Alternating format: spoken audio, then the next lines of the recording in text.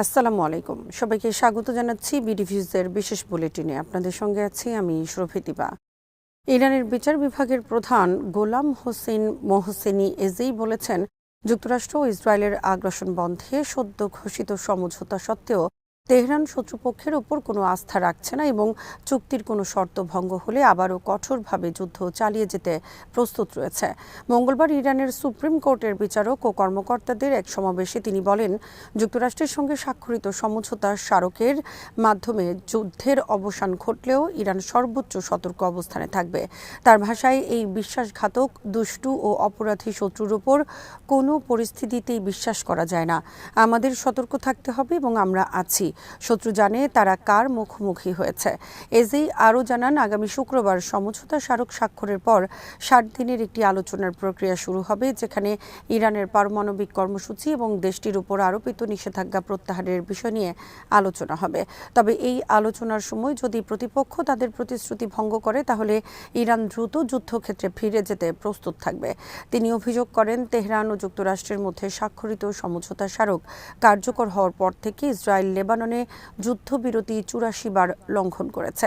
তিনি সতর্ক করে বলেন, এই হামলা অব্যাহত থাকলে ইসরায়েলকে কঠোর জবাব দেয়া হবে। এই সতর্কবার্তা এমন সময় এসেছে যখন ইসরায়েলি বাহিনীর হামলায় দক্ষিণ লেবাননে 4 জন নিহত হয়েছেন।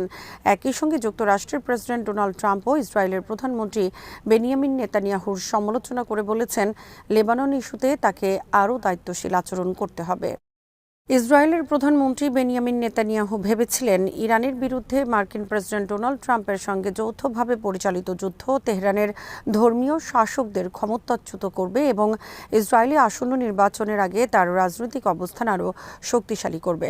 নেতানিয়াহু নিজেকে এমন এক মার্কিন ইসরায়েলি জোটের রূপকার হিসেবে প্রতিষ্ঠিত করতে চেয়েছিলেন, যা মধ্যপ্রাচ্যের রাজনৈতিক বাস্তবতাই পাল্টে দেবে। কিন্তু বাস্তবে এর কোনোটি ঘটেনি। বরং এর পরিবর্তে ইসরায়েলের দীর্ঘতম সময় ধরে দায়িত্ব পালনকারী প্রধানমন্ত্রী নেতানিয়াহু এখন ট্রাম্পের সঙ্গে মুখোমুখি দ্বন্দ্বে জড়িয়ে পড়ার পথে রয়েছেন। কারণ ট্রাম্প নিজেকে যুদ্ধ থেকে সরিয়ে নিতে চাইছেন, অথচ দুই নেতারই লক্ষ্য পূরণ হয়নি এবং লেবাননে ইসরায়েলের সামরিক অভিযানও ওই শান্তি চুক্তির কারণে আটকে গেছে। এই মুহূর্তে ইসরায়েলি কর্মকর্তারা প্রকাশ্যে সতর্ক অবস্থান নিয়েছেন, যাতে তাদের সবচেয়ে গুরুত্বপূর্ণ মিত্রকে ক্ষুব্ধ করতে না হয়। ট্রাম্প সমালোচকদের প্রতি সংবেদনশীল এবং দ্রুত তাদের প্রতি বিরক্ত হয়ে পড়ার জন্য পরিচিত। ট্রাম্পকে ক্ষুব্ধ করতে না চাইলেও ব্যক্তিগত আলাপচারিতায় চুক্তি নিয়ে ইসরায়েলিদের হতাশা স্পষ্ট। ইরানের সঙ্গে যুক্তরাষ্ট্রের প্রাথমিক চুক্তি ইসরায়েলের জন্য ভয়াবহ বলে বর্ণনা করেছেন একজন জ্যেষ্ঠ ইসরায়েলি কর্মকর্তা। তিনি নাম প্রকাশ করতে চাননি। খোলামেলা মূল্যায়নে তিনি বলেছেন, প্রধানমন্ত্রী থেকে শুরু করে সেনাবাহিনীর প্রধান পর্যন্ত ইসরায়েলের নেতৃত্বে এমন কেউ নেই যিনি এটিকে ভিন্নভাবে দেখছেন। ওয়াশিংটন বলছে, যুদ্ধবিরতি কার্যকর থাকাকালে আগামী 60 দিনের মধ্যে তারা একটি পূর্ণাঙ্গ চুক্তির শর্তাবলী নিয়ে আলোচনা করবে। সেখানে যুক্তরাষ্ট্র ও ইসরায়েলের উদ্বেগগুলো, বিশেষ করে ইরানের পারমাণবিক কর্মসূচি সম্পর্কিত উদ্বেগ সমাধানের চেষ্টা করা হবে। তবে ইসরায়েলি কর্মকর্তারা রয়টার্সকে বলেছেন, তাদের ধারণা এই চুক্তির অধীন নির্ধারিত আলোচনার সময়সীমা সম্ভবত আরও বাড়ানো হবে। ফলে ইসরায়েলের সামরিক পদক্ষেপ গ্রহণের সুযোগ সীমিত হয়ে পড়বে। অথচ তাদের উদ্বেগগুলোর সমাধান তখনও হবে না। লেবাননে ইরান সমর্থিত হিজবুল্লাহর বিরুদ্ধে অভিযান সীমিত করতে ইসরায়েলের অনীহা নিয়ে নেতানিয়াহু ও ট্রাম্পের মধ্যে বারবার মতবিরোধ হয়েছে। লেবাননে ইসরায়েলের হামলা বন্ধ হওয়া ইরানের অন্যতম প্রধান দাবি। লেবাননের প্রতিরোধ আন্দোলন হিজবুল্লাহর মহাসচিব শেখ নাইম কাসেম ইরানের প্রতি গভীর কৃতজ্ঞতা প্রকাশ করে দেশটিকে মর্যাদা ও সম্মানের প্রতীক হিসেবে অভিহিত করেছেন। মঙ্গলবার ইরানের পার্লামেন্টারি স্পিকার মোহাম্মদ বাকের গালিবাফের উদ্দেশ্যে পাঠানো এক বার্তায় তিনি বলেন, লেবানন ও প্রতিরোধ আন্দোলনের প্রতি ইরানের দৃঢ় অবস্থান এবং কার্যকর সমর্থনের জন্য কৃতজ্ঞতা প্রকাশের ভাষা তার কাছে যথেষ্ট নয়। কাসেমের মতে, লেবাননের প্রতি তেহরানের সমর্থন এবং এ অঞ্চলে ইসরায়েলি সামরিক অভিযান বন্ধে তাদের ভূমিকা ছিল অত্যন্ত গুরুত্বপূর্ণ ও প্রভাবশালী। তিনি বলেন, ইরান ন্যায় বিচার, প্রতিরোধ এবং নিপীড়িত জনগণের পাশে দাঁড়িয়েছে। তার দাবি, বিশ্বের অন্যান্য দেশও যদি একই নীতি অনুসরণ করত, তাহলে যুক্তরাষ্ট্র ও ইসরায়েল এতটা প্রভাব বিস্তার করতে পারত না এবং ফিলিস্তিনি ভূখণ্ডের দখলদারিত্বও দীর্ঘস্থায়ী হতো না। শেখ নাঈম কাসেম আরও বলেন, ইসলামী প্রজাতন্ত্র ইরান দীর্ঘদিন ধরে কোনো প্রতিদানের প্রত্যাশা না করেই হিজবুল্লাহ ও লেবাননের জনগণের পাশে রয়েছে। তিনি দাবি করেন, ইরান প্রতিরোধ আন্দোলনের রাজনৈতিক সিদ্ধান্তকে সমর্থন করেছে, তাদের সক্ষমতা বৃদ্ধি করেছে এবং লেবাননের সমাজ ও জনগণকে সহায়তা দিয়েছে। সাম্প্রতিক ইরান ইসরায়েল সংঘাতের প্রসঙ্গ টেনে তিনি বলেন, ইসরায়েলের পদক্ষেপের মোকাবেলায় ইরান বড় ধরনের মূল্য পরিশোধ করেছে এবং নিজেদের উপর পরিচালিত হামলার জবাবও দিয়েছে। এ প্রসঙ্গে তিনি স্পষ্ট ভাষায় বলেন, ইরান মর্যাদা ও সম্মানের প্রতীক।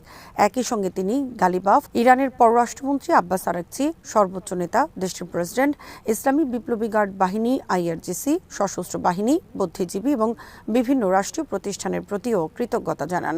বার্তার শেষাংশে তিনি ইরানি জনগণের প্রতিরোধ আন্দোলনের প্রতি সংহতি ও সমর্থনের প্রশংসা করে বলেন, তাদের গণসমাবেশ ও সংহতির প্রকাশ প্রতিরোধ আন্দোলনের প্রতি ব্যাপক জনসমর্থনেরই প্রতিফলন। মিশরের president Abdel Fattah al Sisi Iran ও যুক্তরাষ্ট্রের মধ্যে স্বাক্ষরিত সমঝোতা স্মারক MOUকে স্বাগত জানিয়ে এটিকে মধ্যপ্রাচ্যে উত্তেজনা কমানোর একটি গুরুত্বপূর্ণ সুযোগ হিসেবে আখ্যায়িত করেছেন। মঙ্গলবার এক বিবৃতিতে মিশরের প্রেসিডেন্সি জানায়, প্রেসিডেন্ট আল সিসি আশা প্রকাশ করেছেন যে এই সমঝোতা সাম্প্রতিক সময়ে অস্থিতিশীলতায় জর্জরিত অঞ্চলে উত্তেজনা প্রশমনে ইতিবাচক ভূমিকা রাখবে এবং বৃহত্তর স্থিতিশীলতা প্রতিষ্ঠার পথ সুগম করবে। লেবাননের আল মায়াদিন নিউজ নেটওয়ার্কের বরাতে প্রকাশিত প্রতিবেদনে বলা হয়, মিশরের প্রেসিডেন্সি আনুষ্ঠানিকভাবে জানিয়েছে যে যুক্তরাষ্ট্র ও ইসলামী প্রজাতন্ত্র ইরানের মধ্যে অর্জিত এই সমঝোতাকে কায়রো ইতিবাচকভাবে দেখছে। বিবৃতিতে আরও উল্লেখ করা হয়, এই চুক্তি কেবল দুই দেশের মধ্যে সম্পর্কের উন্নয়নের সম্ভাবনাই তৈরি করেনি, বরং পুরো অঞ্চলে শান্তিপূর্ণ পরিবেশ বজায় রাখার ক্ষেত্রেও সহায়ক হতে পারে। প্রেসিডেন্ট আল সিসি বিশেষভাবে জোর দিয়ে বলেন, বর্তমান শান্ত পরিবেশ বজায় রাখা এবং পুনরায় যেন উত্তেজনা বা সংঘাতের সৃষ্টি না হয় সে বিষয়ে সংশ্লিষ্ট সব পক্ষকে দায়িত্বশীল ভূমিকা পালন করতে হবে। তিনি আঞ্চলিক নিরাপত্তা, সংলাপ এবং কূটনৈতিক উদ্যোগকে আরও জোরদার করার উপর গুরুত্ব আরোপ করেন এবং আশা প্রকাশ করেন, এই সমঝোতা মধ্যপ্রাচ্যে দীর্ঘমেয়াদী শান্তি ও স্থিতিশীলতা প্রতিষ্ঠায় ইতিবাচক অবদান রাখবে। ইয়েমেনের রাজধানী সানা ও দেশের বিভিন্ন শহরে লাখো মানুষ বিক্ষোভ মিছিল করে যুক্তরাষ্ট্রের প্রেসিডেন্ট ডোনাল্ড ট্রাম্পের বিরুদ্ধে ইসলামের পবিত্র স্থানসমূহকে অবমাননার অভিযোগে তীব্র নিন্দা জানিয়েছে। একই সঙ্গে তারা ইরান, হিজবুল্লাহ এবং তথাকথিত প্রতিরোধকের প্রতি অভিনন্দন জানিয়ে সাম্প্রতিক ঘটনাকে তাদের ভাষায় ঐতিহাসিক বিজয় হিসেবে আখ্যায়িত করেছে। আল মাসিরাহ প্রতিবেদনে বলা হয়, সানার আল সাবাইন স্কয়ারে অনুষ্ঠিত সমাবেশে বিক্ষোভকারীরা মক্কা নগরীকে অবমাননার অভিযোগের বিরুদ্ধে ক্ষোভ প্রকাশ করেন। সমাবেশ শেষে প্রকাশিত বিবৃতিতে বলা হয়, আন্তর্জাতিক জায়নিজম ও তার সহযোগীদের মাধ্যমে ইসলামের পবিত্র স্থান ও প্রতীকগুলোর বিরুদ্ধে পরিকল্পিত অবমাননা চালানো হচ্ছে। এতে আরও উল্লেখ করা হয়, অতীতে পবিত্র কোরআন ও মহানবী হযরত মুহাম্মদ সাল্লাল্লাহু আলাইহি ওয়াসাল্লামকে অবমাননার ধারাবাহিকতার অংশ হিসেবেই এসব কর্মকাণ্ড সংঘটিত হচ্ছে এবং এর উদ্দেশ্য মুসলিম উম্মাহকে তাদের ধর্মীয় মূল্যবোধ ও পথ নির্দেশনা থেকে বিচ্ছিন্ন করা। বিক্ষোভকারীরা দাবি করেন, মুসলিম বিশ্বের নীরবতাই এমন কর্মকাণ্ডকে উৎসাহিত করছে। তারা অভিযোগ করেন, ট্রাম্পের বক্তব্য তার প্রতিশোধ পরায়ণ মানসিকতার বহিঃপ্রকাশ এবং এটি ইরান ও প্রতিরোধ ফ্রন্টের কথিত ঐতিহাসিক বিজয়ের পরে এসেছে। বিবৃতিতে সবাইকে ভবিষ্যতের সংঘাতের জন্য প্রস্তুত থাকার আহ্বানও জানানো হয়। এদিকে ইয়েমেনের সাদা প্রদেশেও হাজারো মানুষ পৃথক বিক্ষোভ মিছিল করেন। পবিত্র কুরআন হাতে নিয়ে অংশগ্রহণকারীরা ইসলামের পবিত্র স্থানসমূহ রক্ষার অঙ্গীকার ব্যক্ত করেন এবং মুসলিম জাতির মূল্যবোধের ওপর যে কোনো আঘাতের বিরুদ্ধে ঐক্যবদ্ধ থাকার আহ্বান জানান। একই সঙ্গে তারা ইরান ও হিজবুল্লাহকে অভিনন্দন জানিয়ে বৈশ্বিক আধিপত্যবাদী শক্তির বিরুদ্ধে তাদের বিজয়ের প্রশংসা করেন। আজ এখানেই শেষ করছি। সবাই ভালো থাকুন, সুস্থ থাকুন আর দেখতে থাকুন বিডিভিউজ। চ্যানেলটি ভালো লাগলে সাবস্ক্রাইব করুন। সংযুক্ত থাকুন আমাদের ফেসবুক পেজে। আল্লাহ হাফেজ।